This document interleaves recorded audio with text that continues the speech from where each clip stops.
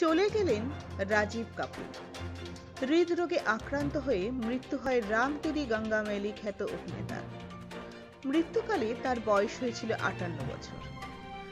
Film সমালোচক কমলনাথ নিজের Twitter হ্যান্ডেলে রাজীব কাপুরের মৃত্যুর খবর প্রকাশ করেছেন। রাজীব কাপুরের মৃত্যুর খবর পেয়ে শোক প্রকাশ করেন বলিউড তারকারা। রণধীর কাপুর জানান, আমি আবার আমার ছোট ভাইকে হারালাম। চিকিৎসকরা অনেক চেষ্টা করেছিলেন রাজীবকে বাঁচানোর, কিন্তু শেষ রক্ষা হয়নি। রণধীর কাপুরের ওই মন্তব্যের পর নিতু কাপুর নিজের ইনস্টাগ্রাম হ্যান্ডেলে রাজীবের মৃত্যুর খবর প্রকাশ করেন। এখানে রাজীব কাপুরের ছবি দিয়ে RIP ক্যাপশন জুড়ে দেন নিতু কাপুর।